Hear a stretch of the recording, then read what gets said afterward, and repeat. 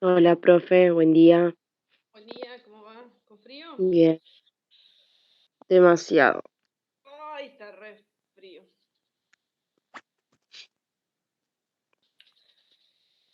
A ver, Karin.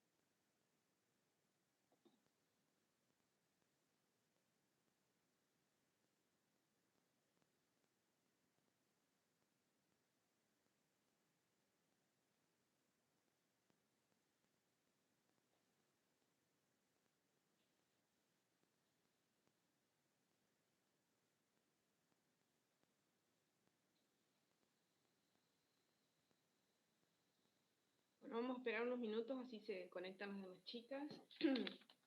Hay chicas que ya me han avisado que no pueden estar presentes, así que vamos a esperar hasta las 10.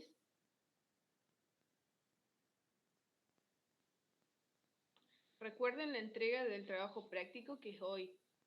Eh, no importa que sea después de las 10:30, use ese horario, digamos, en el Classroom para tener un seguimiento nada más. O sea, tenía que ponerle un horario, pero bueno. eh, Durante la tarde puedo recibir trabajos prácticos también.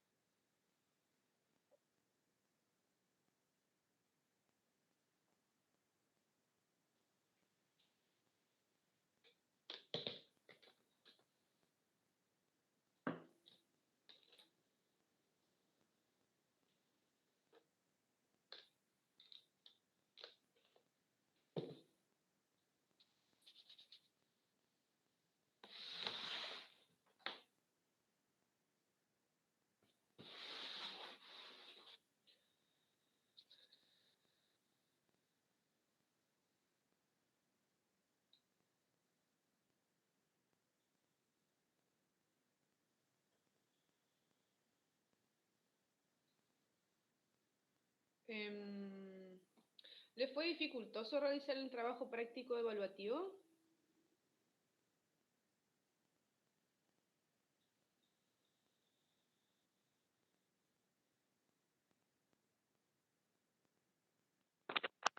La uno fue, a mí se me dificultó un poco.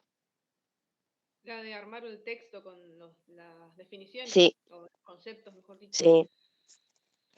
Esos ejercicios, en realidad ese ejercicio lo di para que ustedes puedan, digamos que, interpretar si es que pudieron comprender lo que es eh, principalmente lo que une a todos esos componentes, que es la relación terapéutica, ¿no? O sea, la relación entre lo que sería el paciente y ustedes, ¿no? A través de los distintos componentes y de la empatía. Por ahí había algunas chicas que no sabían cómo encarar esa actividad y me preguntaron si podían, tipo, inventar un caso en el cual, por ejemplo, se vean reflejadas ellas como profesionales y el paciente en un determinado caso y en el cual ellas pudieran aplicar lo que es el rol, ¿no? Y la relación terapéutica. A mí me Eh, pasó lo mismo. No sabía cómo hacerlo en un texto. O sea, aplicarlo en la vida en general sí, pero en el texto como que se me dificulta un poquito. bueno, sí, vamos a seguir repasando con los mismos textos, así ustedes pueden, más que nada, tener una interpretación de forma clara y sencilla, no solamente, digamos, lo que es la definición en sí, ¿no? Digamos, lo textual, lo de la información que yo les he pasado, sino que ustedes puedan tratar de, con sus palabras, explicarme qué piensan ustedes que es una relación terapéutica, ¿no? Eh, a grandes rasgos, digamos que hace referencia a, digamos, establecer lo que es, por ejemplo, a través de la comunicación. ¿Se acuerdan que hemos dado lo que es la comunicación verbal, no verbal? A través de lo que es conocer al paciente, saber cuáles son sus inquietudes, sus miedos, sus temores, sus inseguridades también, si se siente solo, digamos. Y todo esto para favorecer lo que es la comunicación. Y a su vez, si se favorece la comunicación, si ese paciente ve que con nosotros encuentra confianza, ¿no? Esperen que voy a aceptar una compañera. A ver.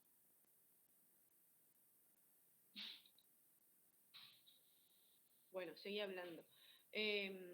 A través de lo que es esa comunicación que el paciente y esa confianza que el paciente va a sentir, ¿no? De parte del profesional, todo esto va a favorecer a lo que es la relación terapéutica, no solo lo que es la comunicación, recuerden, verbal y no verbal, sino también los distintos componentes del cuidado, no solo lo que es la confianza, la empatía, recuerden siempre, cuando el paciente logra comprender o logra ver que el profesional intenta de alguna forma, por más de que sea muy difícil ponerse en el lugar del otro, tratar de comprenderlo, ¿no?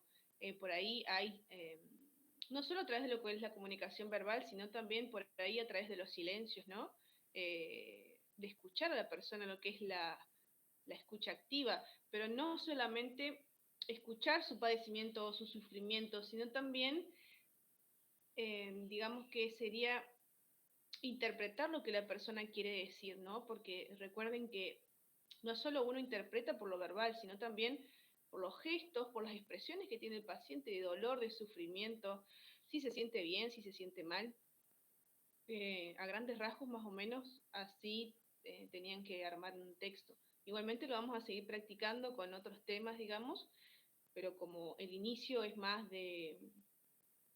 El inicio del curso, digamos, está, se aborda desde lo que es interpretar, digamos, aquellas señales, lo que el profesional, mejor dicho, puede ver, interpretar de esa persona, todo para favorecer esa relación. Así que más o menos eso tenían que colocar. Igual después vamos a hacer otros ejercicios en relación a lo que es poder armar un texto. También he visto que muchas personas han tenido dificultades a la hora de lo que es todo esto de los nuevos canales, digamos, que sería tanto Classroom, por ejemplo, que ahí yo había subido el trabajo y les di las opciones de que si lo podían subir de ese modo, estaba bien, digamos, y si no por mail, y si no de forma personal, que yo no tenía problema en que ustedes me lo puedan entregar.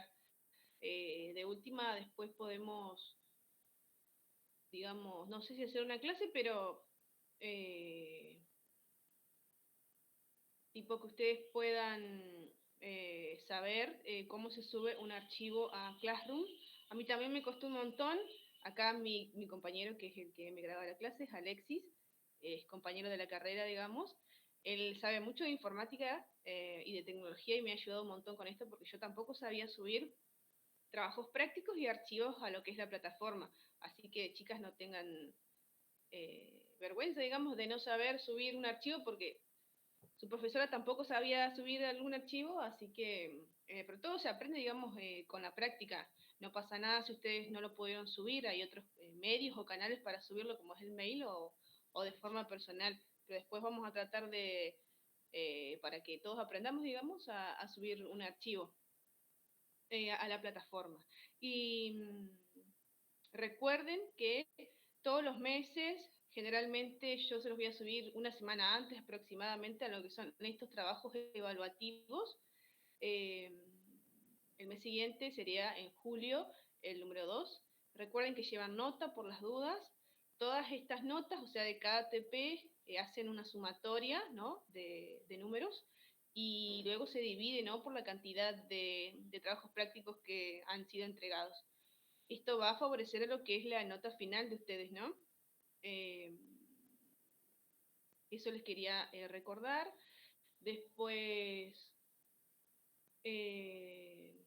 también lo que es la participación en clase, recuerden eso. al inicio a todos se nos va a dificultar, digamos, también poder hacer preguntas, digamos, puede ser que alguna persona tenga algún tipo de miedo, de vergüenza, pero bueno, a medida que vayan pasando las clases, se van a ir soltando y van a poder hacer todas las dudas que ustedes tengan. No solo para verse favorecidas ustedes dentro de lo que es el contenido del conocimiento, sino también eh, me favorece a mí como docente que ustedes puedan preguntar, si tienen algún tipo de duda en relación a cualquier tema, digamos. Por ahí los temas son muchos, digamos, y es importante que ustedes puedan llevar la materia, digamos, al día. Porque por ahí el contenido que yo doy en una clase, después al otro día les subo más información, por ahí se va complicando, ¿no? Y por ahí se acumulan las cosas. eh, yo comprendo, hablando desde lo que es la integralidad de todas las personas, digamos, que cada persona tiene su trabajo, puede ser que tenga pareja, que tenga hijos, que tenga madres o padres a cargo, que tengan más de un trabajo también, que estudien otro tipo de curso o carrera. Es súper entendible porque a mí también me pasa, por ahí me veo sobrecargada de cosas, pero es importante que si ustedes pueden leer un poquito todos los días de lo que es el contenido, que es bastante, digamos, no se les va a dificultar tanto. Así que eso es importante que lo tengan en cuenta. Y creo que nada más les tenía que decir, no creo que no. Me avisaron algunas chicas que no iban a estar presentes. Eh, bueno, así que podríamos empezar. Bueno, había quedado un power que yo en una de las clases grabadas lo traté de resumir, digamos, con mis palabras, en relación a lo que es el lavado de manos. Igualmente siempre lo vamos a traer a la clase, ¿no? Porque es uno de los procedimientos que se hace de forma habitual y frecuente en lo que es enfermería, ¿no? Habíamos hablado de lo que es, bueno, les voy a compartir el power así pueden ir observándolo a medida que lo voy leyendo, para refrescar un poquito lo que es el contenido. Y así ya pasamos al próximo mes a lo que sería otra unidad, ¿no? Porque estaba viendo y hemos dado la unidad 1 y la unidad 2. Así que el próximo martes empezaríamos a dar la unidad 3, que ya nos vamos a adentrar en otro contenido, digamos,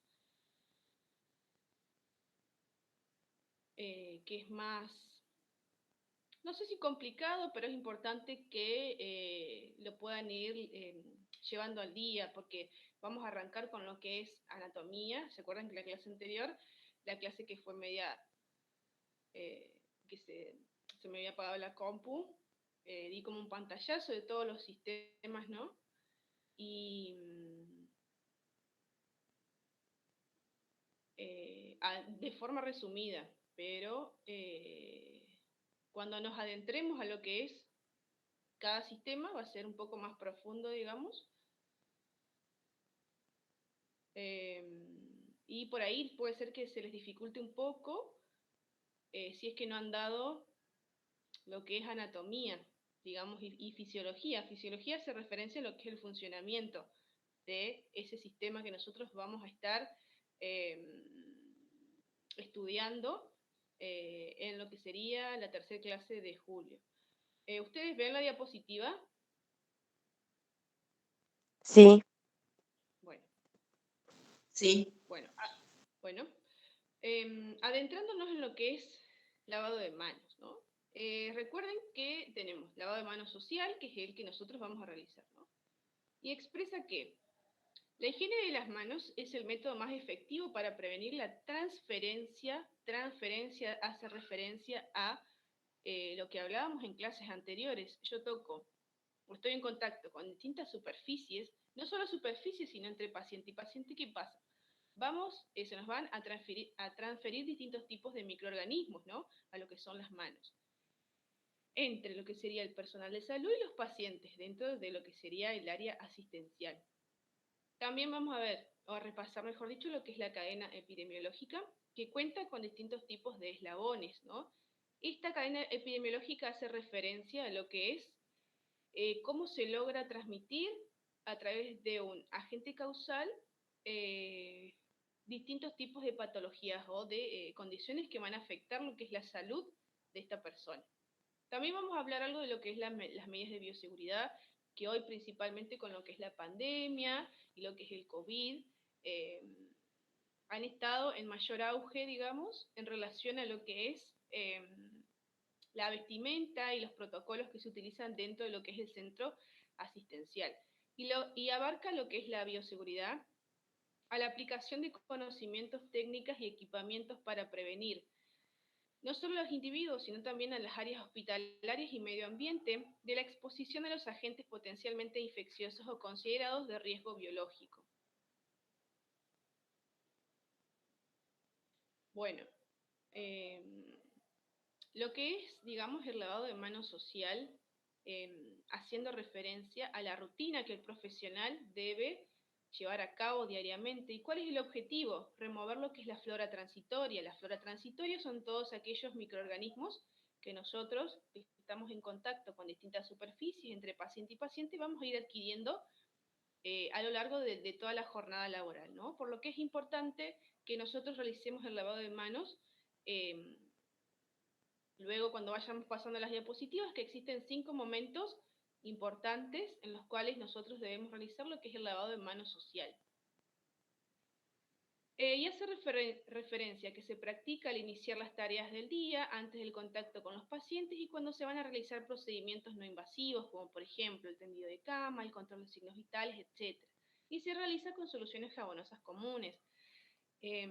La solución jabonosa generalmente es un jabón líquido. En el hospital se utiliza lo que es la clorhexidina comúnmente, que es un líquido jabonoso de un color medio naranja, digamos. Después no solo tenemos lo que es el lavado de manos social, sino que también tenemos el lavado con lo que serían las soluciones de base alcohólica, ¿no? Actualmente en lo que es la pandemia, todos utilizamos tanto lo que es el alcohol, digamos, al 70, y si no tenemos el alcohol en gel. Pero ¿qué pasa con esto? No es que como profesionales vamos a usar solamente alcohol o el alcohol en gel, sino que cada vez que nosotros nos tomemos unos segundos y nos observemos las manos y vemos que tenemos cierto tipo de suciedad, vamos a realizar lo que es el lavado de manos, propiamente dicho, social, ¿no?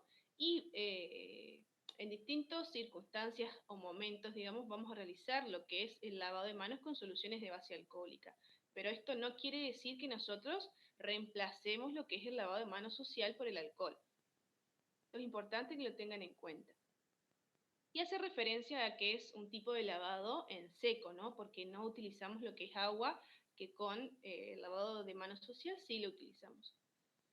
Y acá expresa que no resulta eficaz si las manos están visiblemente sucias, ¿no? Acá hace referencia a que debemos lavarnos las manos a través del lavado de manos social. Por lo que se recomienda realizar un lavado de manos social al inicio de la jornada laboral y cada vez que se lo considere necesario.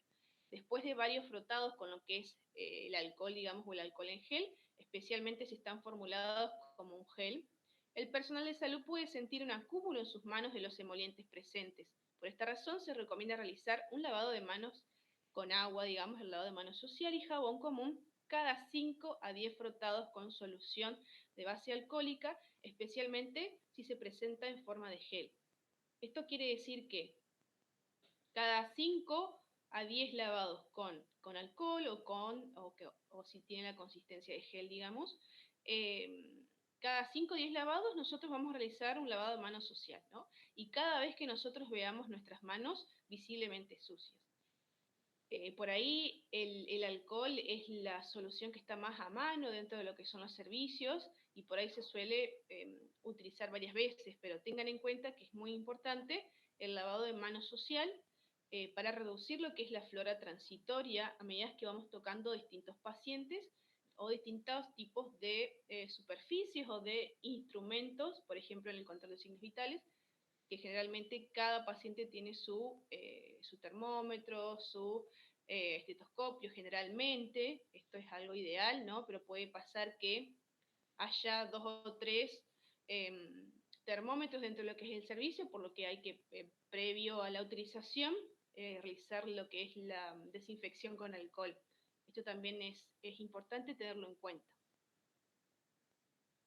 La técnica del lavado de manos social. Esto lleva una técnica, ¿no? Principalmente consiste en, primeramente debemos abrir la canilla, nos mojamos las manos con agua, aplicamos el jabón líquido común, luego nos vamos a frotar todo lo que es la superficie de la mano, tanto la palma de las manos, el dorso de las manos, los espacios interdigitales, eso hace referencia a los espacios entre dedo y dedo, las falanges también, los pulgares hacia arriba, las palmas de ambas manos y las muñecas también. Por ahí las muñecas nos olvidamos, pero forman parte de lo que sería la mano y recuerden que antes de realizar lo que es el lavado de manos, debemos sacarnos todo lo que tiene que ver con anillos, con pulseras, con relojes, porque generalmente son elementos que tienen como ranuritas, ¿no? Y que por ahí puede ingresar lo que es la suciedad, ¿no? Esa flora transitoria de las superficies de los pacientes y a través de esos elementos nosotros podemos transportar distintos tipos de microorganismos entre paciente y paciente, por ejemplo. Luego, ¿qué hacemos? Nos enjuagamos, ya que esto va a barrer lo que es la flora residual o transitoria. Vamos a tomar papel, generalmente en los servicios tenemos servilletas, y nos vamos a secar con pequeñas palmadas, ¿no? Cerramos, vamos a cerrar la canilla con esa misma servilleta que nosotros nos habíamos secado con palmadas y los vamos a descartar en bolsa negra. Recuerden que en las bolsas negras se descartan todos aquellos elementos que no han estado en contacto con los fluidos corporales, ¿no? Por ejemplo, restos de alimentos, de comida, puede ser de yerba, si se toma mate dentro de lo que es la habitación del paciente. Y también, por ejemplo, estas servilletas o papeles con los cuales nosotros nos vamos a secar las manos. Y recuerden, en las bolsas de color rojo se van a descartar todos aquellos elementos que sí hayan estado en contacto con los fluidos corporales. Recuerden, hacemos fluidos corporales, generalmente lo que es sangre, orina, materia fecal, vómitos también, todo lo relacionado a lo que son los líquidos corporales del paciente.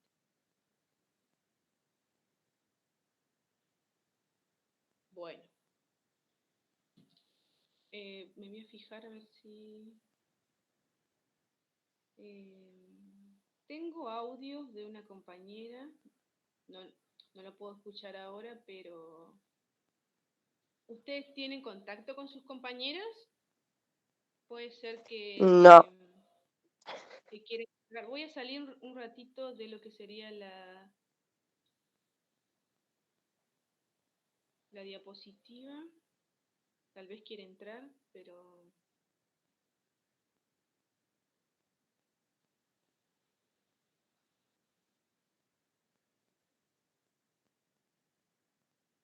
no, yo no tengo ninguna solicitud de ninguna compañera. A ver.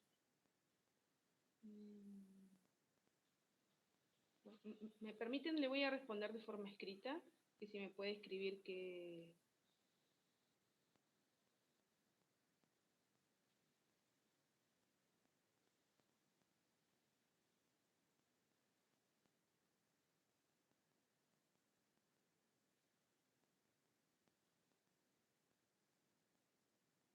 Bueno, ahí le mandé.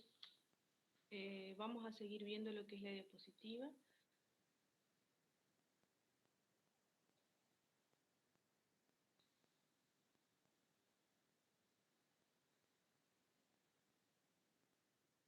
Bueno, estábamos con lo que es la técnica de lavado de manos social.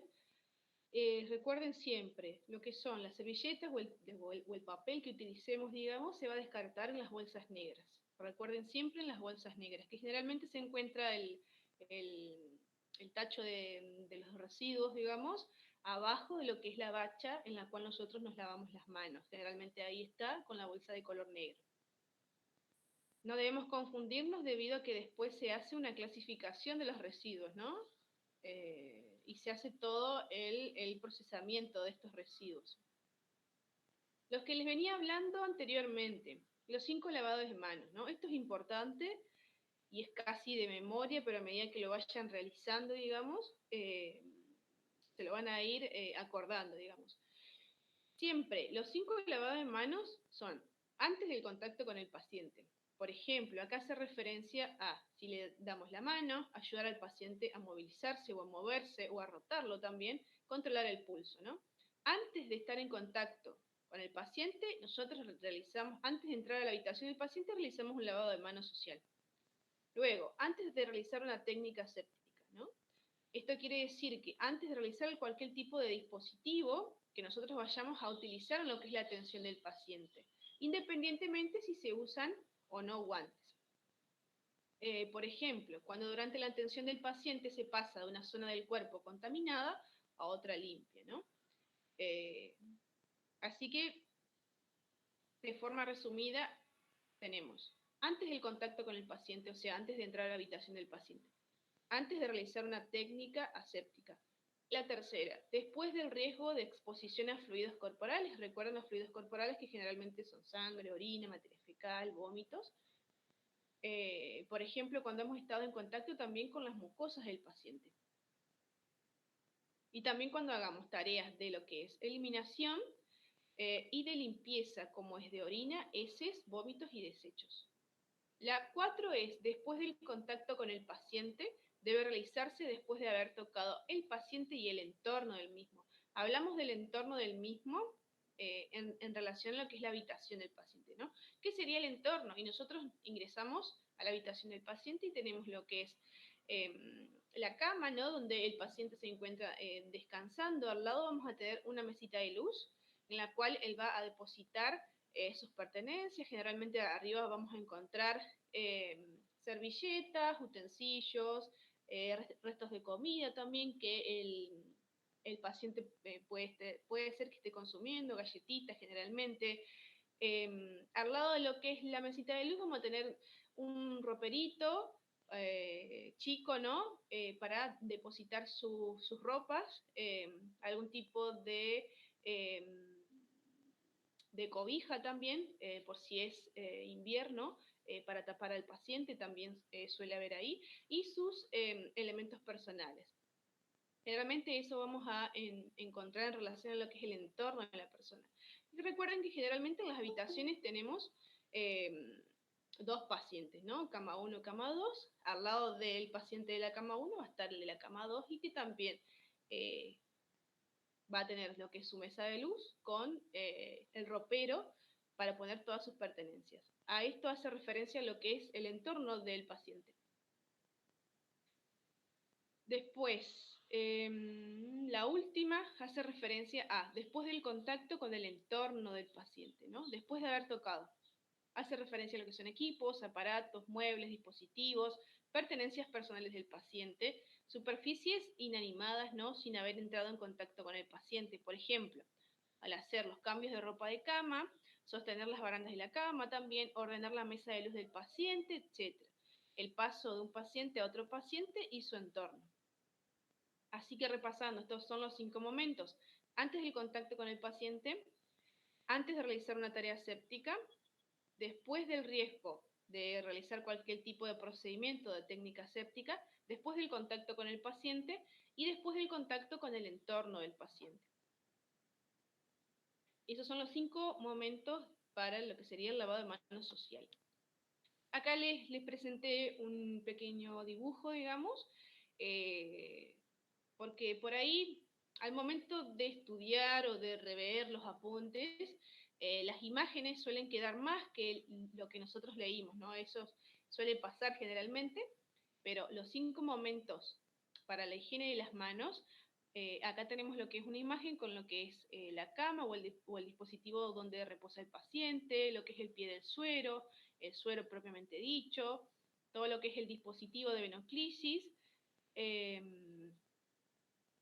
a ver si con el puntero, acá, en la, digamos que por debajo de lo que sería el nivel del paciente, esto hace referencia a una bolsita colectora, ¿no? Esto sería una sondita vesical, ¿no? Que se va a dirigir a lo que es la vejiga del paciente, y esto sería una bolsita colectora en donde va a quedar acumulada lo que es la orina del propio paciente, ¿no? Y acá tenemos lo que es el momento 1, que es antes del contacto con el paciente, el momento 2, antes de realizar una tarea séptica, el momento 3, después del riesgo de exposición a fluidos corporales, el 4, después del contacto con el paciente, y el 5, después del contacto con el entorno del paciente. Está buena esta imagen para que ustedes puedan, a través de lo que es la visualización, poder comprender mejor lo que son los 5 momentos del lavado de manos. Bueno, tenemos lo que es la cadena epidemiológica. Por ahí es un poquito, no sé si complicada de aprender, pero a medida que le vayamos agarrando la mano, principalmente a cómo se genera o a cómo un agente logra introducirse dentro de lo que es el organismo de la persona. Y este dibujo tenemos 6 eslabones. Eslabones hace referencia a una cadena. Tenemos el primero, que es el agente causal específico. Tenemos el segundo, que es el reservorio. El tercero es la puerta de salida del agente. O sea, el medio a través del cual ese agente causal, que puede ser una bacteria, un virus, un hongo, va a salir hacia el exterior para adentrarse a lo que es la persona, o sea, el huésped susceptible. Después tenemos lo que es el modo de transmisión del agente, la puerta de entrada en el nuevo huésped, o sea, cómo ingresa ese agente que era, recuerden, una bacteria, un virus, un hongo, a lo que sería el huésped, que generalmente suele ser lo que es la persona. Y finalmente tenemos la susceptibilidad de esta persona para poder, para que el agente pueda ingresar a la persona, perdón, para que pueda ingresar a la persona y multiplicarse y reproducirse en el organismo del mismo. Acá, de forma resumida, todos los eslabones. Principalmente lo que hablábamos recién, el agente causal puede ser cualquier tipo de bacteria, un virus, un hongo o un micoplasma.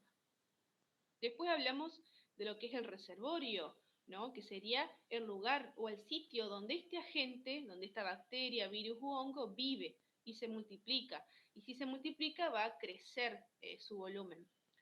Y puede ser cualquier ser humano, animal, planta, suelo, materia inanimada, quiere decir materia que no tiene vida, del que ese agente necesita para la supervivencia, ¿no? Necesita de, ya sea de la persona, del animal, de la planta o de cualquier tipo de materia que no tenga vida para su supervivencia, hasta ser transmitido al huésped susceptible, que puede ser humano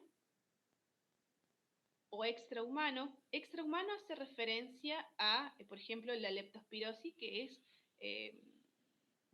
como es de los roedores. A través de ese roedor se contagia a través de distintos tipos de líquidos o de secreciones hacia lo que es el ser humano. Después tenemos lo que es la puerta de salida del agente, que este hace referencia al modo en el que sale lo que es esa bacteria, por ejemplo. Y hace referencia a que es la salida del agente causal del reservorio. Recuerden que tanto la puerta de salida como la puerta de entrada generalmente suelen ser las mismas, ¿no? Por ejemplo, si lo que es esa bacteria ingresó por vía respiratoria, generalmente la puerta de entrada va a ser por la misma vía. Generalmente cumple esta regla.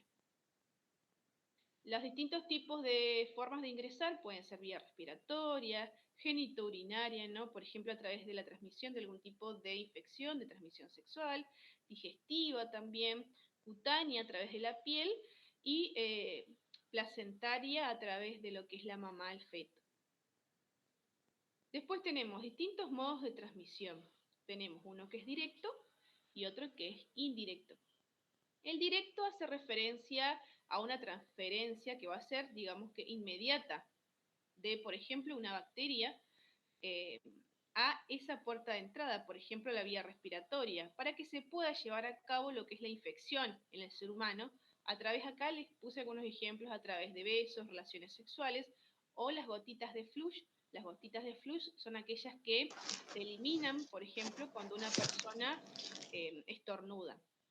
Y después tenemos el modo indirecto, que es la transmisión que puede ocurrir de tres maneras. Mediante un vehículo de transmisión, que puede ser un objeto o materias contaminadas como ropa, juguetes, pañuelos, instrumental quirúrgico, vendajes, agua, alimentos, productos biológicos como suero, plasma, etc. Y también a través de la piel, ¿no? Algunos agentes microbianos pueden permanecer suspendidas en el aire durante largos periodos, como es el caso de la influenza o de la varicela.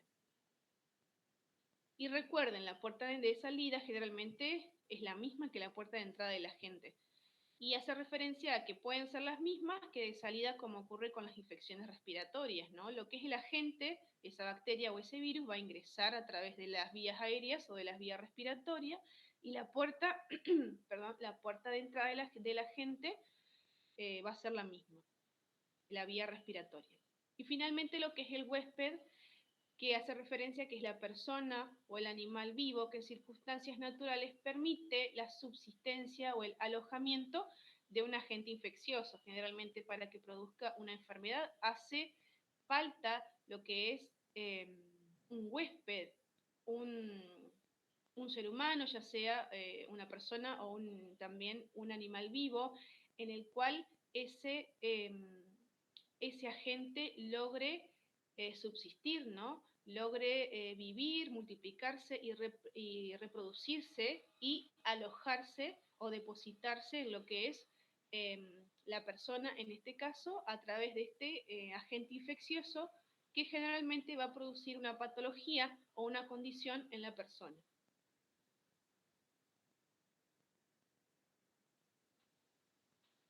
Bueno, después hablando de lo que es la bioseguridad.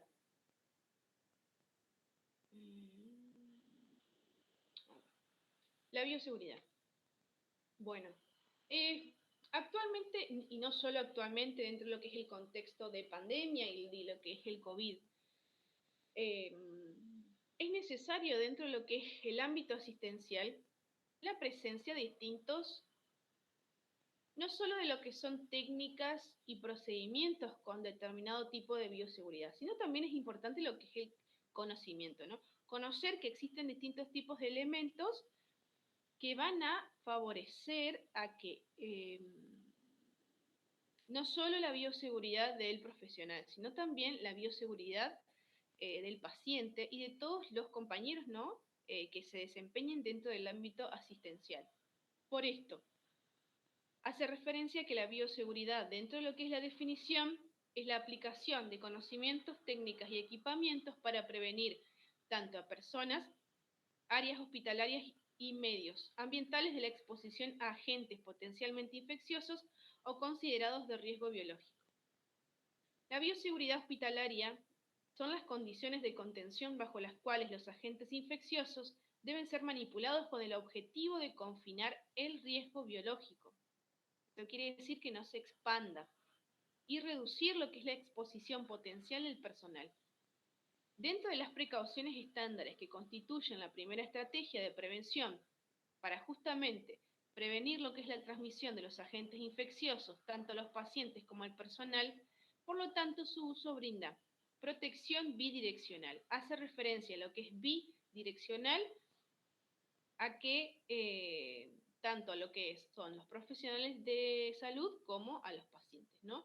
Proteger a todo lo que es ese binomio, ¿no? Profesional y paciente. Para su puesta en práctica se debe tener en cuenta, recuerden siempre, lo que es la higiene de manos principalmente y el equipo de protección personal, que en placas posteriores vamos a ver algunas imágenes. Y también hace referencia a que es el conjunto de elementos requeridos para brindar atención a pacientes de acuerdo con la forma de transmisión de la enfermedad y limpieza y desinfección de las superficies altamente tocadas. lo que hablábamos anteriormente en relación al lavado de manos, que generalmente se suele acumular lo que es la flora residual, la flora transitoria, en distintas superficies que son altamente tocadas por los distintos, ya sea profesionales y los pacientes. Y no solo los profesionales y los pacientes, sino también los familiares del mismo. Tenemos elementos a tener en cuenta en lo que es la protección personal, principalmente guantes. Los guantes de látex, que son los comunes, que generalmente vienen en cajas de 100 aproximadamente. Recuerden que existen distintos tipos de tamaños, de acuerdo a la mano de cada profesional. Tenemos los S, que son los más pequeños, los M, los medios, y los L, que son generalmente para los hombres que tienen manos más grandes, digamos. Y acá hace referencia a que estos elementos, o sea, hacemos referencia a lo que son los guantes, deben usarse para prevenir lo que es la contaminación de las manos del personal de salud frente a contacto con fluidos corporales. Membranas mucosas, piel no intacta, esto hace referencia a piel que se encuentra lesionada, y otros materiales potencialmente infecciosos, contacto directo con pacientes colonizados o infectados que requieren aislamiento, manipular o tocar equipos o superficies del medio ambiente potencialmente contaminados, además brindar protección bidireccional. Eso hace referencia, recuerden, al profesional y al paciente, y del paciente al profesional. Protegen al paciente y al personal de y al personal de contacto con microorganismos que pueden ser transportados a través de las manos. A través de los mismos se pueden minimizar los riesgos del personal frente a punciones accidentales, por ejemplo, a reducir el volumen de sangre y la superficie externa de las agujas y otros cortopunzantes. Eso en relación a lo que es los guantes y la finalidad de utilizarlos. Después tenemos lo que es el camisolín. Su uso está indicado tanto en las precauciones estándares como en las precauciones basadas en la formación de transmisión o precauciones de aislamiento. El objetivo de su uso es prevenir la contaminación de las ropas, ¿no? Por ejemplo, si tenemos un ambo abajo de ese camisolín, evitar lo que es la contaminación de ese ambo. La exposición de los miembros superiores, recuerden que hacemos referencia a los miembros superiores en relación a los brazos, y los miembros inferiores serían las piernas. Y las áreas expuestas del cuerpo del personal de salud, ya sea con sangre y fluidos corporales o todo material potencialmente infeccioso. Esa sería la finalidad de utilizar lo que es el camisolín, que comúnmente, mejor dicho, habitualmente se ve en lo que es la pandemia actual. No solo guantes y camisolín, sino también antiparras, barbijos,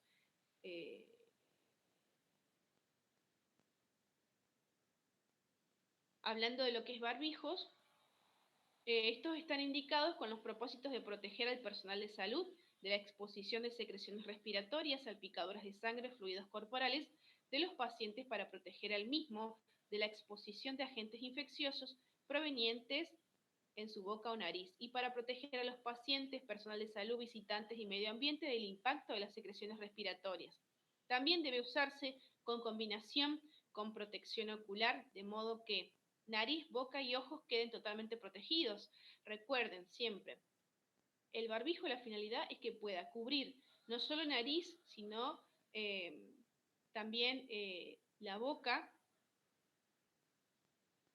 porque generalmente se suele ver que actualmente en lo que es la pandemia, los barbijos los usan de una forma incorrecta o inadecuada, pero esto hace referencia a por ahí que si la persona es mayor, no le llega la suficiente cantidad de aire, por lo que se siente agitado y se lo baja. Generalmente se suelen ver personas con el barbijo bajo y se les logra ver lo que es la nariz, y generalmente la forma correcta de utilizarlo sería que cubra lo que es la nariz, la boca y el mentón, ¿no?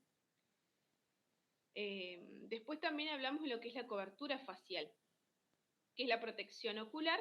Se deben utilizar en el caso de salpicaduras de sangre y fluidos corporales, secreciones o excreciones. Debe utilizarse esta protección o bien una máscara facial, que son las que comúnmente nosotros vemos, que son como de un plástico transparente que logra cubrir lo que es la totalidad de la cara del profesional. Después, además de todas estas precauciones estándares o básicas, estos son, digamos, disposiciones que generalmente se suelen realizar en los servicios, principalmente siempre lo que es el pelo atado o recogido, ¿no? En el caso de las mujeres que tengan el pelo largo. Después, sacarnos, como les dije anteriormente, antes de lo que es el lavado de manos, todo lo que tiene que ver con anillos, pulseras y reloj, porque dentro de estos elementos que tienen espacios como muy pequeños se suele acumular suciedad, flora residual y flora transitoria, y a través de los mismos nosotros transportamos estos microorganismos de paciente a paciente, entre los compañeros del área de salud, entre los familiares también. Por ahí si vamos a otro servicio, a llevar algún tipo de muestra. También vamos a transportar esos distintos microorganismos a otros sectores, por lo que es importante también tenerlo en cuenta. Usar calzado protector. Esto hace referencia a que generalmente se suelen ver profesionales con las llamadas cross. Vieron que son ese calzado que tiene como, digamos, que tiene como agujeros, digamos, en la parte superior. Y generalmente las recomendaciones es que sea un calzado cerrado, ¿no? Porque ¿qué pasa? Si nosotros, por ejemplo, el paciente tiene algún tipo de corte, lesión, hemorragia superficial, profunda, nosotros lo estamos brindando nuestro cuidado con esa persona, con ese paciente, y si accidentalmente caen, por ejemplo, gotas de sangre en ese calzado, y nosotros tenemos algún tipo de lesión dentro de lo que es esa área, esto puede favorecer a la transmisión de distintos, digamos, microorganismos si ese paciente tiene algún tipo de condición transmisible. Por lo que es importante, o sea, la finalidad del calzado cerrado es evitar este tipo de exposición al profesional de salud.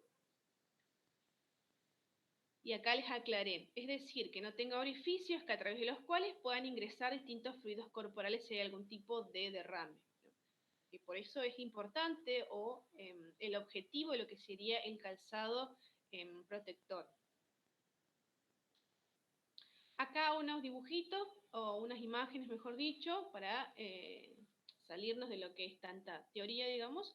Acá unos guantes, estos son guantes comunes, recuerden que también hay guantes estériles. Tenemos barbijo, acá que cubre todo lo que es la nariz, las fosas nasales, la boca de la persona y el mentón. Esta sería la forma correcta de colocar lo que sería el barbijo. Tenemos antiparras o protección facial, ocular, mejor dicho, perdón. Esto nos va a proteger si existe algún tipo de salpicaduras, de distintos fluidos corporales, de secreciones o excreciones del paciente, ¿no? Y acá también se puede ver que tiene algún tipo de cofia, es la persona que también se suele utilizar. Y tenemos lo que es el camisolín, ¿no? Que protege todo lo... digamos, llega a lo que es la rodilla, las 3/4 partes aproximadamente, pero actualmente vienen otros, hablando de lo que es la pandemia, que recubre tanto los miembros superiores, los brazos, el tórax, y todo lo que son los miembros inferiores, que es como un pantalón, ¿no? Que llega a lo que es el tobillo, para cubrir todo lo que es la superficie corporal de lo que sería el profesional de salud. Y generalmente, bueno, acá creo que no se ven guantes, pero acá iría con guantes.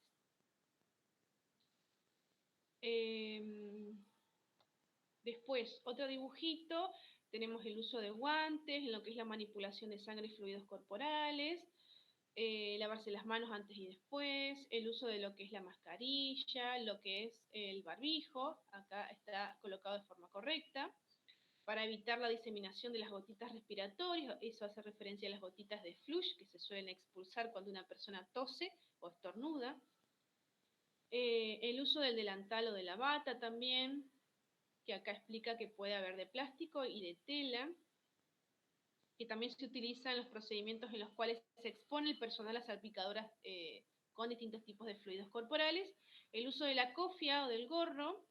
El cabello se considera, esto es importante, el cabello se considera fuente de infección y vehículo de transmisiones de microorganismos, ¿no? Y se debe cubrir completamente el cabello. Y el uso de lo que es la protección ocular, ¿no? De las antiparras, esto principalmente para evitar el contacto con lo que es fluidos corporales, salpicaduras también, y también en el momento que nosotros estemos ante algún tipo de manipulación de sangre y fluidos. Y también hace hincapié en que el lente de contacto no reemplaza lo que es las antiparras o la protección ocular.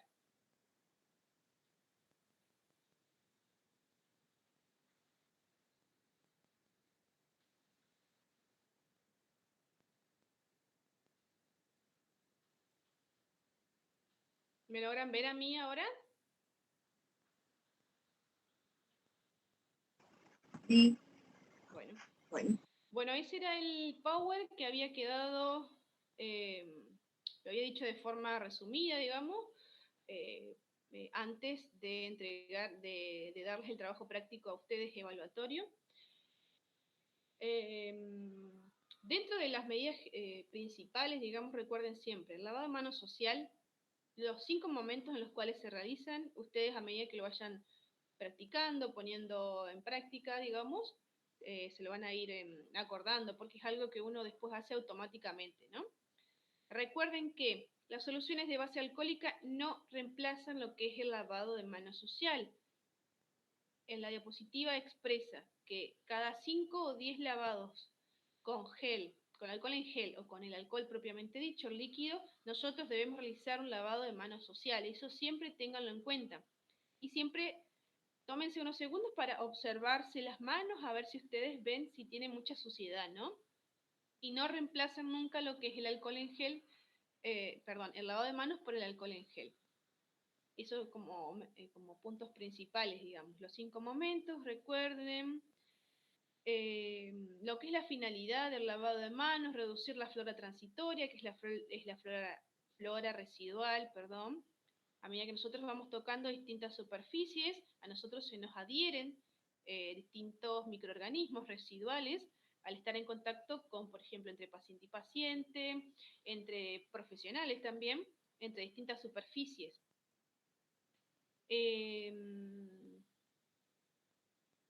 Otra cosa, el lavado de manos social no es que ustedes van a estar 5 minutos lavándose, hay un procedimiento rápido. Generalmente se realiza entre 15 a 30 segundos, es rápido, digamos. Recuerden descartar la servilleta en bolsas negras. En bolsas rojas se descartan fluidos corporales. Recuerden que han estado en contacto con sangre, orina, materia fecal, vómitos también. Después lo que es la cadena epidemiológica, recuerden que tiene 6 eslabones, por eso se denomina cadena, porque están interrelacionados los distintos componentes de la cadena, desde lo que es el agente causal, desde lo que es el reservorio, lo que es la puerta de salida, los modos de transmisión, la puerta de entrada y lo que es el huésped susceptible, ¿no? Ya sea una persona o un animal. Y todo esto, la cadena epidemiológica hace referencia a lo que es el proceso por el cual el agente, esa bacteria, ese virus o ese microorganismo patógeno, todo el proceso que hace para poder ingresar a lo que es el organismo de la persona. Después, por último, lo que son las medidas de bioseguridad, siempre tengan en cuenta, y más actualmente con lo que es la pandemia, el uso correcto del barbijo, siempre tapando nariz, boca y mentón, nunca por debajo, digamos, ¿no?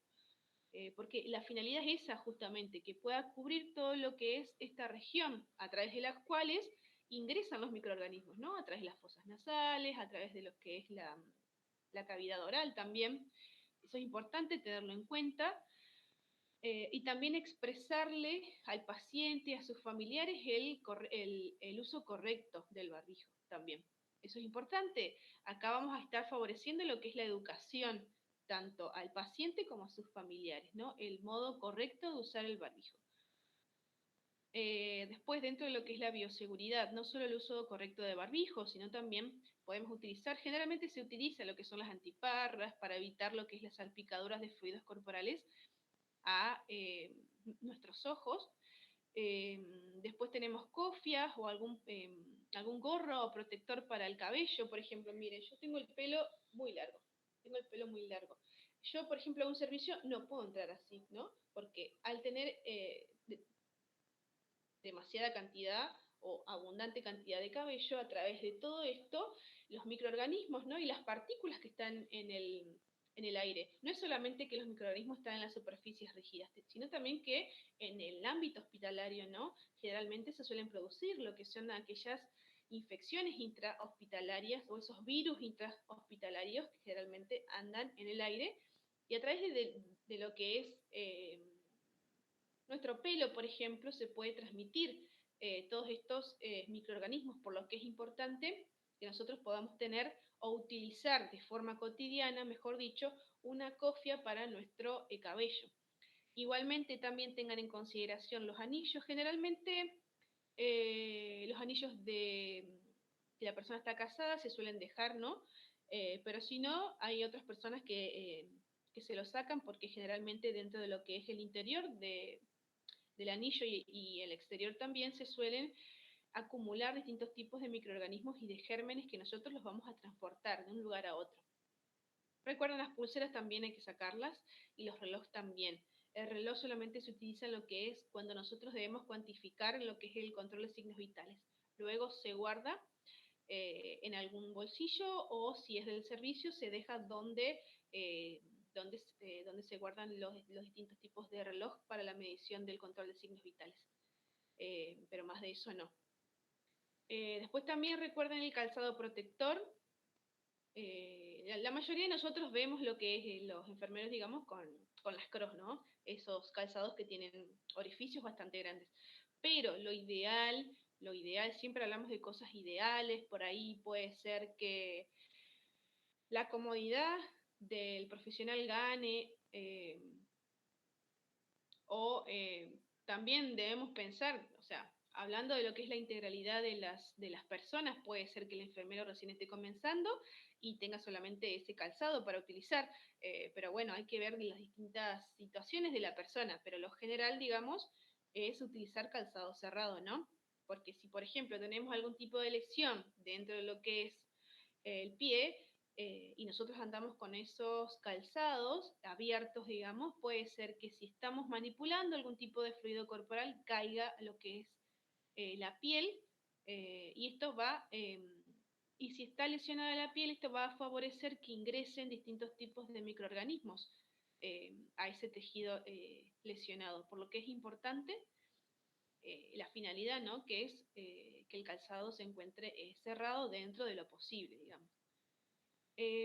Después también recuerdan lo que es el camisolín, que actualmente se ve, digamos, en todos los centros asistenciales que cubran ambos miembros superiores, o sea, ambos brazos, todo lo que es el tórax, todo lo que es los miembros inferiores, o sea, las piernas.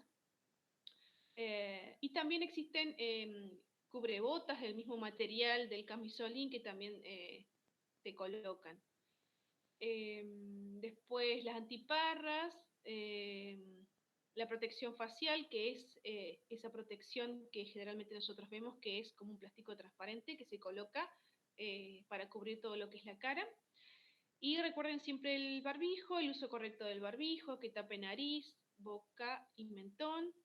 Educar al paciente en relación a esto también. Y creo que eso sería de lo que es las medidas de bioseguridad.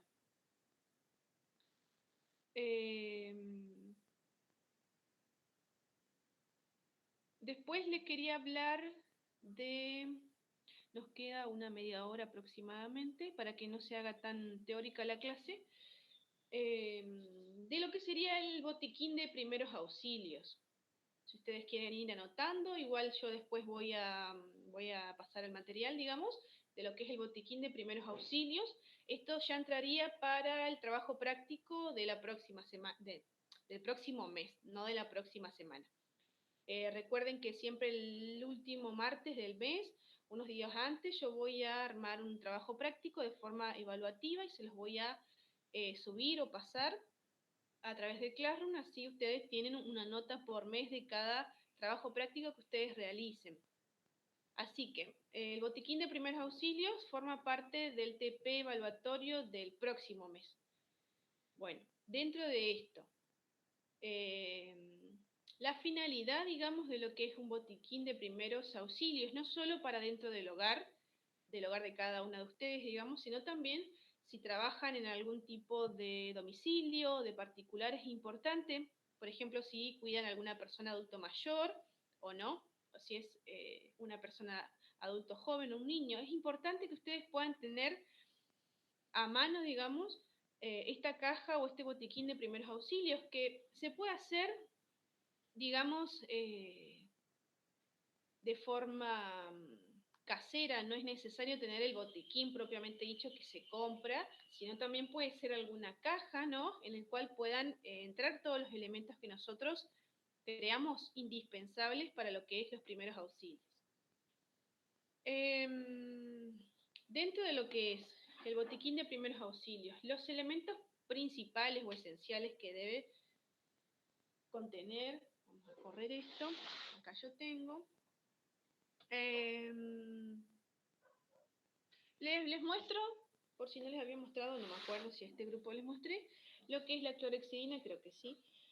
Con esta clorexidina es con la que nosotros en el hospital hacemos lo que es el lavado de manos social, ¿no? Este es el líquido que de color naranja, naranjita claro, digamos, con el cual se realiza lo que es la higiene de manos social, el lavado de manos social, mejor dicho. Dentro de lo que es el botiquín, tenemos distintos tipos de soluciones que nosotros podemos tener. Esto es agua oxigenada, esta es de 1 litro, ¿no? La finalidad. El agua oxigenada es un antiséptico, ¿no? Y es un desinfectante también. Esto es importante principalmente para desinfectar cualquier tipo de herida o de lesión que se produzca en la persona o en ese paciente, digamos, que nosotros tenemos a cargo, principalmente en lo que es la atención domiciliaria. Esto como una primera medida se suele utilizar. Generalmente el agua oxigenada puede arder un poquito, por lo que le va a irritar a la persona. Y es importante que nosotros podamos comunicarle de acuerdo a la situación, ¿no? Porque por ahí puede ser que la persona esté nerviosa, asustada. Es importante también lo que es la comunicación, si pasa algún tipo de accidente en el cual se produzca algún corte, ya sea superficial o profundo, poder tranquilizar a la persona. Es muy difícil porque generalmente, por ejemplo, a mí me ha tocado vivir una experiencia propia, digamos, en el hogar, en la cual una persona se había caído, había sufrido una caída en el baño, ¿no? Y vieron que los baños tienen son azulejos, digamos, que generalmente si se rompe de ese material por el cual están formados, tiende a cortar al instante, ¿no? Y bueno, esta persona se había caído, había sufrido una caída en lo que es el baño antes de... se estaba bañando, antes de bañarse, era así. Bueno, me llaman a mí, yo justo estaba acá en mi casa, me llaman a mí para realizar lo que son los primeros auxilios, ¿no? Cuando yo voy al lugar en el cual está la persona, ¿cómo la veía? La veía pálida, con ese color de palidez extrema, estaba muy asustada, porque ella estaba en shock, ¿no? Cuando no responde la persona, cuando nosotros tratamos de comunicarnos con ella, preguntándoles si se siente bien, si se quiere sentar, porque estaba parada en ese momento, estaba paralizada, en shock, vuelvo a repetir, con un color pálido, ¿no? Ese color característico cuando la persona está a instantes de desmayarse o de desvanecerse. Se sostenía el área, en este caso era el miembro superior, de este lado, el miembro superior, tenía un corte de aproximadamente unos 5 centímetros en lo que es el antebrazo. Al momento de caerse se lesionó con uno de los azulejos del baño. La persona estaba en un rincón, atemorizada obviamente, paralizada, no se movía, y por ahí en esos casos en los cuales la persona está en shock, ¿no? Que no está comprendiendo lo que nosotros queremos explicarle, o de que no esté tan nerviosa. Es una situación complicada, digamos, y más si la persona nunca ha tenido algún tipo de accidente, digamos, en el hogar. Bueno, como la persona estaba inmovilizada, justo teníamos otras personas, otros familiares cercanos,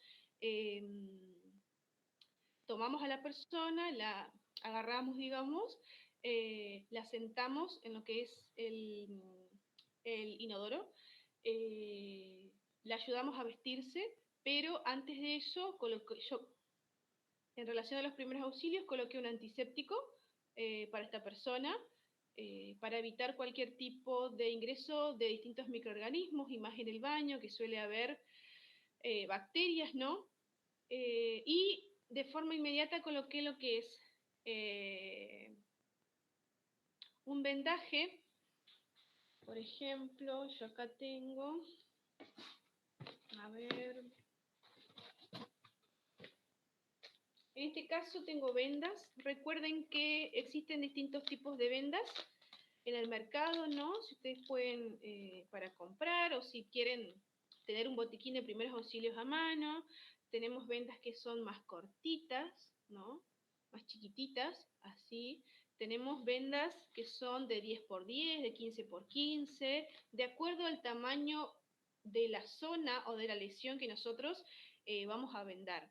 Después tenemos vendas por metro, que son estas, no sé si se ve, ahí se ve. Esta tiene 3 metros aproximadamente. Generalmente se utiliza para vendar. Primeramente se coloca lo que es un apósito en lo que es la lesión, y luego se envuelve con la venda más larga, ¿no? Bueno, y en este caso yo procedía primeramente a colocar algún tipo de antiséptico. A mano tenía lo que es la iodopovidona, que es esta. A ver, ahí. Esta es bactericida también, es un antiséptico. Es un antiséptico de amplio espectro, que generalmente se coloca en los distintos tipos de cortes, de hemorragias o de lesiones, mejor dicho, ¿no? Para prevenir en una primera instancia. Luego colocamos lo que es la venda, ¿no? Un apósito que se realiza con las vendas, y por encima de eso empezamos a vendar. Después voy a realizar algún tipo de video explicativo, simulando algún tipo de lesión para que ustedes puedan ver cómo se venda, pero recuerden que en este tipo de situaciones, teniendo en cuenta que la persona estaba en shock, que estaba paralizada, que no podía expresarse, tenemos que actuar de forma rápida, pero a la vez, digamos que suave, digamos, para que la persona no salga de ese estado de shock tan bruscamente, ¿no? Tratar de explicarle. Conmigo estaba su pareja, que él trataba de comunicarse con ella, para que no sienta miedo, para que no sienta temor. No perdió mucha sangre, pero en el baño se podía visualizar, y ella también estaba empapada en sangre también. Y todas estas situaciones, y más una persona que nunca ha tenido este tipo de situaciones, puede favorecer a estos estados de shock, ¿no? Y bueno, con la pareja tratamos de ayudarla a vestirse, y nos dirigimos de forma inmediata a lo que es el centro asistencial más próximo, digamos, al domicilio. En este caso tenemos el Centro de Salud Corrales, que está en calle Sani, y en el cual le realizaron lo que es las curaciones correspondientes, y después, como era un corte, no era profundo, pero a la observación, cuando yo lo inspeccioné, se podían ver lo que es la segunda capa de la piel, la capa intermedia de la piel, ¿no? Era un corte no tan profundo, digamos, pero que sí necesitaba la colocación de puntos, ¿no? Así que le realizaron las curaciones correspondientes, y luego le realizaron puntos para cerrar ese tejido que había sido lesionado, ¿no? Así que bueno, En relación, bueno, quería contarles un ejemplo para que ustedes tengan conocimiento de que no siempre es la persona reacciona, la persona te habla, la persona te comunica lo que siente, si tiene dolor, si no. A veces puede pasar estos hechos, digamos, cotidianos en el hogar que la persona se encuentra paralizada, no nos expresa nada, ¿no? Por lo que es importante las medidas de acción, digamos, inmediatas, pero por más de que la persona no responda o no te pueda escuchar en el momento. Es importante comunicarse con ella y si ella no nos puede expresar, hablarle a lo que es la pareja o el familiar que está cercano, explicarle todo lo que estamos haciendo, ¿no? Para evitar más temor o más miedo de él que la persona ya siente. Y también explicarle que la van a llevar a un centro asistencial en la cual la van a curar, que no pasa nada, digamos, tranquilizar a la persona. Y bueno, esa fue la situación. Y en relación a lo que es el botiquín, habíamos hablado de los componentes que generalmente debemos tener. Algún tipo de solución antiséptica, en este caso teníamos iodopovidona, tenemos agua oxigenada también. Tenemos distintos tipos de vendas, recuerden que vienen por metro, vienen también en paquetitos individuales de 10x10, de 15x15, de acuerdo a la lesión que nosotros tengamos con esa persona, con ese paciente. Siempre que nosotros querramos vendar a la persona, es importante tener a mano cinta, ¿no? La cinta viene de distintos tamaños también. Tenemos una cinta más corta, más chica, mejor dicho, de ancho, digamos, haciendo referencia. Después tenemos otra que es la mitad de esto. Generalmente con esta se suele fijar exteriormente lo que son los vendajes, ¿no? Porque esta que es de color blanco suele tener mucha adherencia a lo que es la piel. Y generalmente Y generalmente se llama esa cinta. ¿Cómo? ¿Cómo se llama esa cinta? No te estoy pudiendo No te escuchar. estoy pudiendo escuchar. ¿Cómo se llama esa cinta? El nombre. ¿Cómo se llama la ¿Cómo cinta? se llama la cinta? Tenemos la Tenemos cinta la cinta. hipoalergénica, que es la otra, no es esta. La hipoalergénica es la que comúnmente se utiliza, que está en contacto con la piel directamente, ¿no? Que es esa de color medio transparente. No transparente, sino medio amarillito, que se suele, si vos tironeas de la piel, no te arranca los pelos como esta. Esta sí. Esta sí generalmente se suele utilizar para lo que es la fijación externa. O sea, primero nosotros vamos a colocar lo que es la hipoalergénica y por encima nosotros colocamos esta para fijar, porque esta tiene más adherencia. La hipoalergénica se sale con el calor, con la temperatura del paciente, se suele salir. Y para fijación externa colocamos esta. Esta es una cinta aislante, creo que se llama, que es como la más gruesa. Tiene textura más gruesa, mejor dicho. Esta viene en distintos anchos, digamos, tenemos esta que... Hay otra que es la mitad de esta, ¿no? Y después tenemos esta, que es para superficies de mayor extensión, digamos, ¿no? Esta tiene como unos 10 centímetros. Esta debe tener 5, ahí ven los distintos tamaños, y la otra debe tener 2,5, que es la mitad de esta, digamos.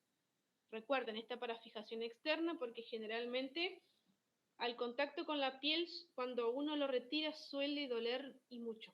Y al paciente le molesta mucho y te suele mirar con una cara poco agradable. Así que es importante tener en cuenta, primero colocamos la hipoalergénica y arriba de esa para fijar cualquier tipo de vendaje, colocamos esta que es blanca, digamos, que es como aislante. Y tiene mayor adherencia. Después, guantes puede ser que sean necesarios, digamos, para lo que es mayormente para evitar el contacto del fluido corporal, ¿no? Que si se produce algún tipo de lesión y emana cierta cantidad de sangre, es importante que nosotros tengamos guantes a mano. más allá de que las situaciones de primeros auxilios, no es que nosotros vamos a estar con el botiquín esperando que se produzca una situación, no. Generalmente ocurre en el momento que uno está realizando cualquier tipo de actividad, ¿no? Y te llaman y vos tenés que salir corriendo. Generalmente se te va a olvidar que tenés que ponerte guantes, ¿no? Porque empieza a emerger lo que es el líquido corporal, ¿no?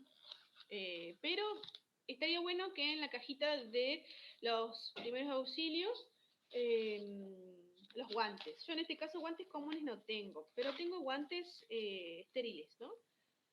Esto es lo que yo usaba para mis prácticas, para aprender a colocarme los guantes estériles, pero bueno, supongamos que son guantes comunes, acá tenemos los guantes, recuerden que hay distintos tamaños, S, M y L, de acuerdo al tamaño de las manos de cada persona.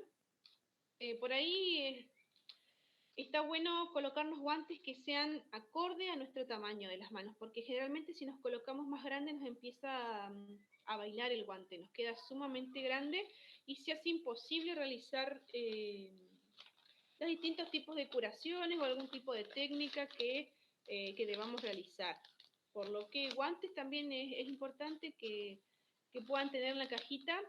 Recuerden que viene en la caja por 100 guantes, pero se puede comprar, creo que sueltos en la farmacia.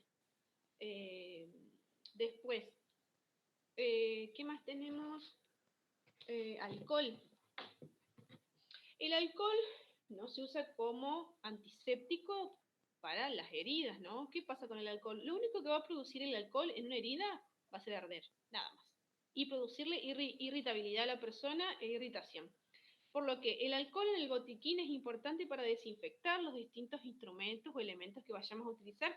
Generalmente en el botiquín que vamos a encontrar lo que es el termómetro digital.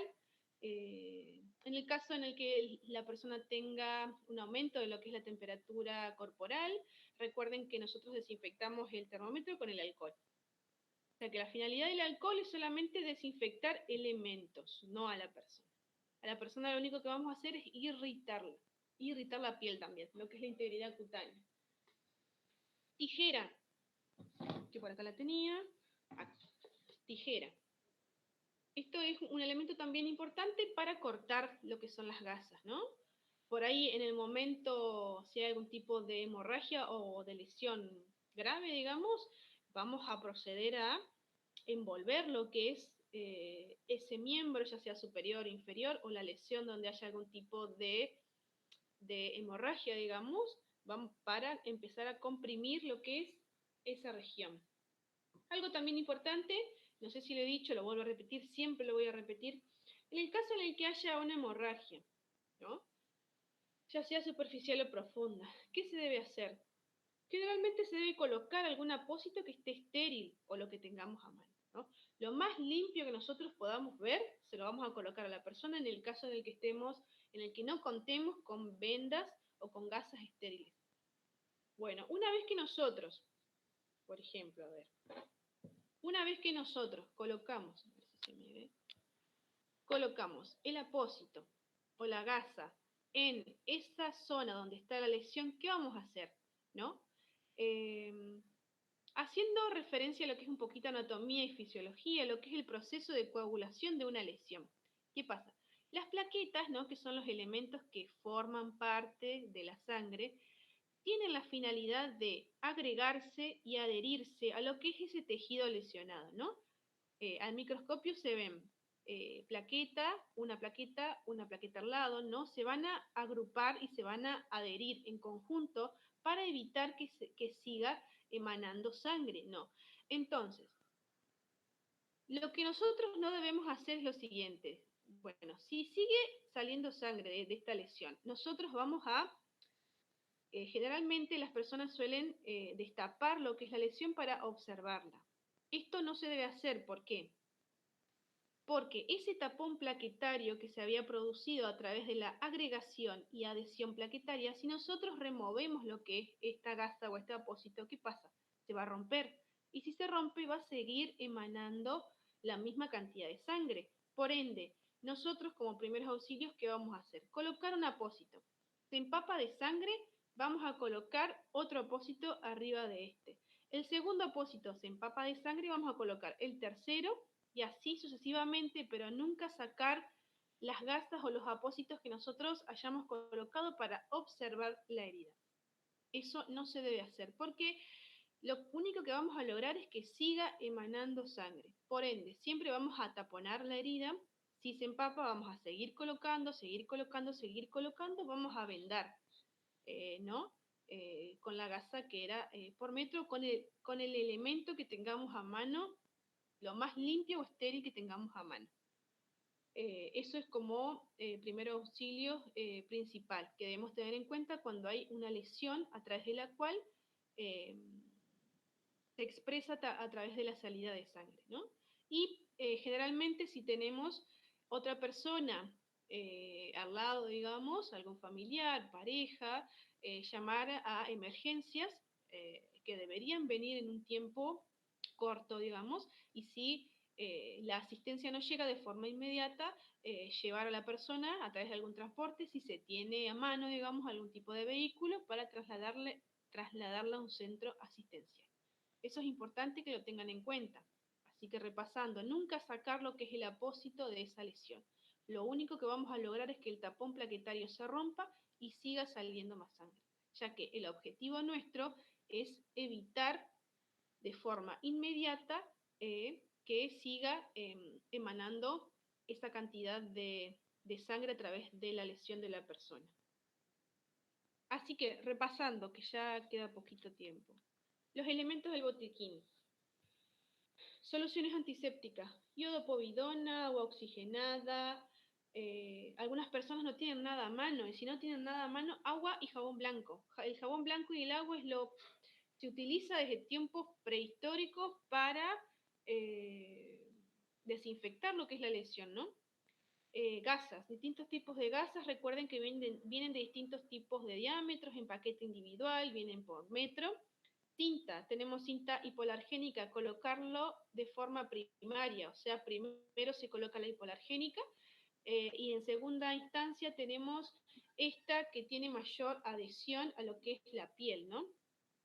Después, tijera para cortar cinta y tijera para cortar las gasas. Si la situación lo permite, ¿no? Por ahí no tenemos tiempo y empezamos a vendar nada más y a poner apósitos. El alcohol para desinfectar los instrumentos, nunca sobre la herida porque lo único que hace es irritar el tejido lesionado. Guantes, en lo posible, guantes descartables. Recuerden que lo óptimo es que el tamaño esté adecuado a lo que es la superficie de la mano de la persona. ¿Qué más? Tijeras ya dije. Cajitas de curitas para si hay niños o si hay cortes que sean pequeños, digamos. Puede ser que pase algún accidente en la cocina, algún corte con un cuchillo. Y las curitas son un instrumento importante, digamos, en lo que es estos tipos de cortes superficiales. Después, generalmente en el botiquín se suele colocar medicamentos, pero eso es un capítulo aparte de lo que son los medicamentos, porque uno como profesional de salud debe educar a toda persona en relación a lo que es la no automedicación y la no polimedicación, pero en relación a si no está prescripto lo que es el medicamento, ¿no? Por ahí suele pasar que las distintas personas consumen medicamentos porque lo vieron en la tele, porque tal persona les dijo que a ella les hizo bien ese medicamento para el dolor y ¿qué hace la persona? Va a comprar el mismo medicamento que le recomendó la vecina.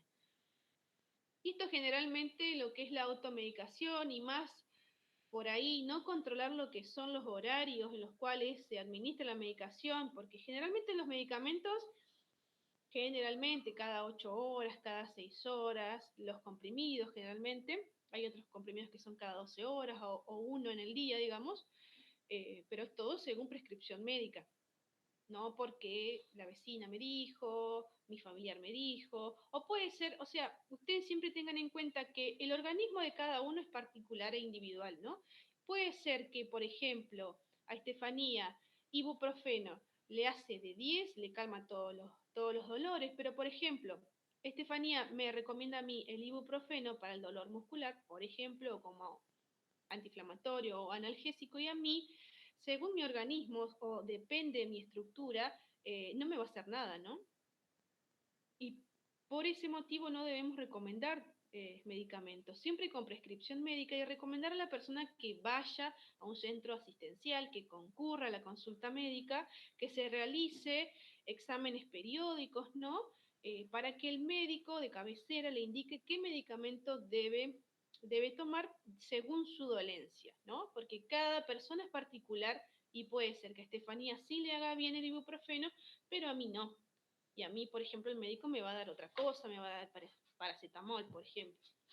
Así que eso es importante que lo tengan en cuenta, y lo de los medicamentos en el botiquín no es tan recomendable, por más de que en la mayoría de los lugares sí hay medicamentos, los medicamentos esenciales, digamos, generalmente suele haber, pero lo que uno debe recomendar es no a la automedicación y que vaya a una consulta médica previa antes de consumir algún tipo de medicamento. Porque ¿qué pasa? Si la persona consume medicamentos por un periodo prolongado, porque puede ser que la persona no sepa que si toma muchos días un medicamento y en cualquier horario, por ejemplo cada 4 horas, según el dolor que tenga la persona, ese medicamento, ese principio activo dentro del organismo de la persona, lo único que va a generar es la dependencia, digamos, de que el organismo se acostumbra a ese medicamento, y va a llegar un momento en que el efecto que la persona quiere que le haga no le va a hacer, porque se produce el acostumbramiento del organismo a ese medicamento. Y entonces, cuando la persona se decida a ir a la consulta, ese medicamento que le iba a prescribir el médico ya no le va a hacer más efecto. Por ende, el médico va a tener que buscar otro tipo de comprimido para que sí tenga el efecto que desea. Eso también es importante. También recuerden que los antibióticos se toman 7 días. No es que, por ejemplo, lo tomé 3 días, ya está. No tengo más dolor. Por ejemplo, ante una infección urinaria, que generalmente se les da antibióticos, se suele tomar 3 días nada más, pero la prescripción decía 7. Y al tercer día ya me siento bien, ya orino de forma normal, no tengo ardor, no tengo picazón, puede ser que haya hematuria en la orina, o sea, sangre en la orina, por una infección urinaria, digamos, avanzada. A la persona se le van todos los síntomas, se siente mejor. Al tercer día dejó de tomar los antibióticos, ¿y qué pasa? Siempre hay que cumplir los tratamientos. En caso de antibióticos siempre se da por 7 días, nunca menos, ¿no? Me fui de tema, ya son las 10:30, pero bueno, otro capítulo aparte es lo que es la automedicación, la polimedicación y la administración de medicamentos y de antibióticos, que después, más adelante, los vamos a dar. Bueno, son las 10:30. No sé si me quieren preguntar algo, si no, las libero. Y si tienen alguna consulta, también me pueden preguntar por el grupo o por Classroom.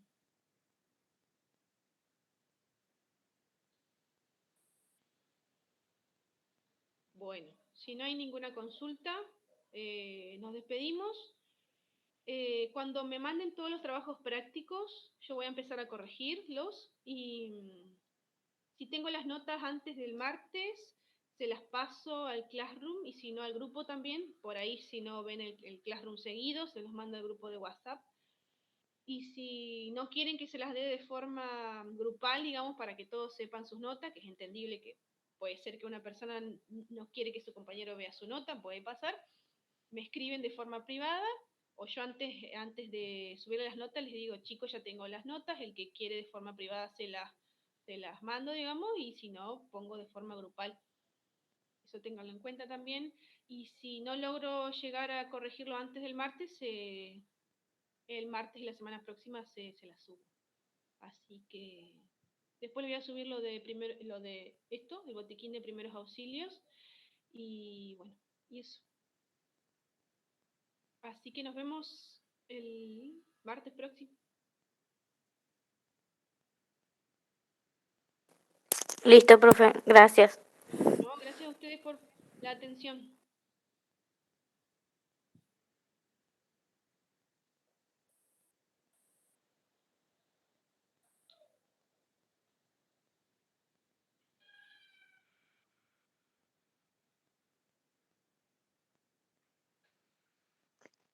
Antonella, ¿vas a subir algún trabajo para hacer ahora estos días o nada?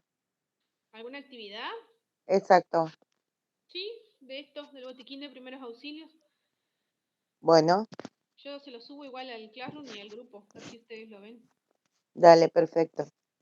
Gracias. Chau, Hasta el chau. martes. Nos vemos.